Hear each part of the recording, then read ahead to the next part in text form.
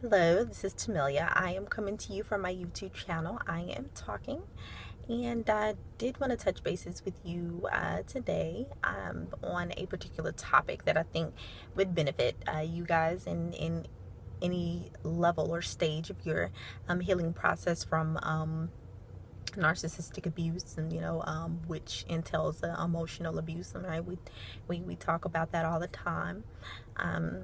Forgiveness. From the narcissist, and forgiveness, whether it's a narcissistic parent, or whether you had a friendship or relationship with this particular individual. Friendship, and I'm going to explain how it's beneficial to you to go ahead and forgive this particular individual or individuals, or whatever circumstance you may be going through, even in a workplace setting. Because a lot of people work with these individuals, and it's hard to be extremely forgiving. You don't want to be that way. You want to protect yourself while you're in your workplace. This is the place where you are providing for your families, so you're obviously dealing with a lot there. Workplace parents. It's difficult, when you're dealing with a parent that's a narcissistic, because unfortunately nothing's going to take away the fact that at the end of the day these are still your parents. It doesn't mean that you have to communicate with them all the time. And we talk about communicating with individuals that you sort of have to communicate with, but we talk about communicating with them in a healthy way, right? So we would definitely want to keep things to a minimum, and things like that. And I don't want you thinking that forgiveness means you have to go back to any type of abusive situation. It doesn't matter who the abuse was coming from. So I just want to get that, set the record straight before I kind of dive into that that piece of forgiveness. So forgiveness to a narcissist is something that is very difficult to do. Initially you're gonna think, why do I have to forgive a person who did me so much wrong? And when you look at the wrong that an individual did you, it's not just the fact that they've done you wrong. It's the fact that narcissists, they treat you horribly, and then the lack of emotion and feeling towards the act of the abuse, or the mental or emotional abuse that they've called you, obviously, because that is the role that narcissists play. They're abusive, and verbally, mentally, emotionally. They can't help it because it's something deeper. But all the abuse that they caused you, and I'm sure that you can remember, things that happen, and what have you. And I know that it's difficult for you to go back and kind of, you can't just erase, what happened, but you definitely, can learn from it. Forgiveness is when you're at a place when you say, hey,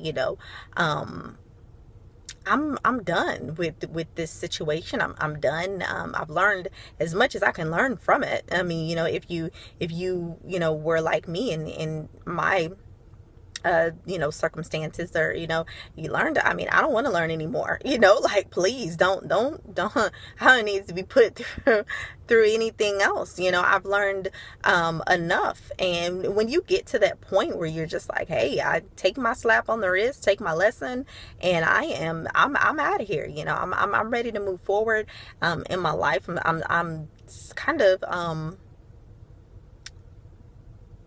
I don't want this to be my life. I don't want this circumstance to consume you, because when a person or individuals have when you're a victim of narcissistic abuse, you're kind of left like in the dark about things, unless you do thorough research of what actually happened. I can imagine it, without me researching a lot of things at the time, I would have no clue. I would be clueless, and I would really think that it was my fault. I would 100% feel like, oh, it was me, because that was what I was made to believe. And guys, you know, make sure that, you know, you educate yourself. But after you've educated yourself over, you know, what you what you experienced, is there's nothing to be afraid of, you know, as far as, you know, the blame being placed on you. You can basically get a good idea of what was actually happening to you. You're going to be able to pinpoint, it'll be right there in black and white, you know, what you actually went through, you know, and there's no need to continue to blame yourself, because what you're doing is allowing the narcissist, or what the narcissist was trying to reflect on you, or what the narcissist wanted you to believe. Sorry about that. I have a little lipstick on my teeth. Oh my God. Okay. But anyway, you were allowing what the narcissist wants you to believe about, you know, things being your fault, because they're quick to put the blame on you. You're allowing that to stand true. And once you've educated yourself, and you know exactly what happened to you, begin to make the truth out of what really went on, and you know, move forward with the healing process, obviously. And then once you're done with that, because nobody can tell you, you know, when your healing process begins or ends. You know, I don't know what, you know, you've been through in your past, and you know, I can't tell you. You know, my healing process wasn't as long as I thought it would be, and I'm very grateful for that, because I, you know, kind of got just so over it, you know. Things, repetitive behavior, it gets really, really old. And when you think about, you know, all the good that you tried to do for that individual, it's just not worth it. You know, nobody deserves to be, you know, abused while you're trying to, you know, love someone or whatever. You know, that's not something that should take place at all. It's very unhealthy and toxic. Okay.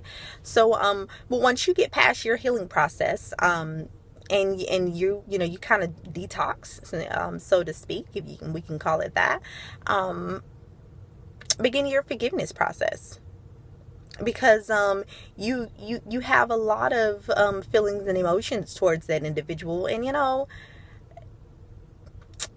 it's kind of, you know, it's kind of heartbreaking, you know, to a certain extent, you know, the thought process of a narcissistic individual. You know, you kind of like, man, you know, you just really don't know, you know, there's nothing that, you know, you have no clue, you know, you're clueless. And it's kind of sad, but you know, begin to forgive them. You have to forgive them. You won't be able to fully receive what it is that God has in store for you, unless you just really just wash your hands of it, you know, and forgive them. And forgiveness is not just like, oh, a thought, or like, oh yeah, I forgive them, you know, moving forward. No, forgiveness is wholeheartedly, when you take every bad feeling that you have towards that person, every feeling of you know, like, you know, every horrible feeling, the feeling, you know, of disgust that you probably have towards that person, you take it and you say, hey, you know, I forgive this person. You know, it's not really this individual. I mean, I could, you know, and I'm gonna do this on a different video, but I could go, you know, deeper, you know, when I think about, you know, them, it's you know, it's something else that they're dealing with. You know, we talk about this, and we talk about the effects of narcissistic abuse, and how it transpires, where it comes from, you know. So you know that there's something deeper that they're going through, and you just have to keep that individual in you know, constant prayer. And for those of you that are having a hard time with the forgiveness piece, and you just can't really just you know, you've dealt with it for so long, and the abuse was just you know, so toxic. For those of you who are having a hard time, that's something that you definitely need to pray about. You know, the strength to be able to just, you know, forgive and move forward. You know, there's so much more out there, and so much more that that's healthy, right, for you to actually be able to receive. But what would it look like in a those of you who have been in relationships with narcissists, what would it look like for you to get into a healthy relationship, and then you still have this anger, or this disgust, or this mindset, or unhealthy mindset towards the narcissist? You can't, come on, let's be honest, you can't move forward with any anger in your heart. And I know that you guys, some of you have been abused by parents and things like that. It's not worth holding the anger, the aggression, the heartlessness. It's not worth that. You definitely, with all of that that you have, you will not have room to receive what it is that you really have, and that's it's meant, it's destined. When God has a destiny for you, there is nothing, trust me when I believe this, okay? When God has a destiny for you, doesn't matter who comes or goes in your life, your destiny still stands, okay? So when there is a destiny for you, do not feel that anybody, any individual, narcissistic individual or not, can come into your life and just take the validation off of that. They can't. They don't have the proper tools to come into your life and switch destiny around. It just doesn't work like that. We know who controls destiny, and it's not human. It's not human beings. So we definitely want to keep that in mind when we're holding grudges against narcissists and things like that. Forget about what it is that they've done. I've said this before and I'll say it again. There's a higher power that will deal with that individual or individuals, or what have you. Don't worry about it. If you're dealing with it at work, find the forgiveness so that you can go into your workplace, and the energy that you are holding towards that particular individual, put it into your work. So again, we're just talking about forgiveness of the narcissist. This is good for you. It's healthy for you. I hit some points on if you're having a struggle with that, as always, make sure to lift that individual up or persons up, keep them in prayer, keep yourself in prayer if you're having a struggle with that. But trust me, from experience, move forward. There is nothing more great than what is ahead. All right, again, this is Tamelia. I am wrapping this up, coming to you from my YouTube channel. I am talking. You have a great day. Bye.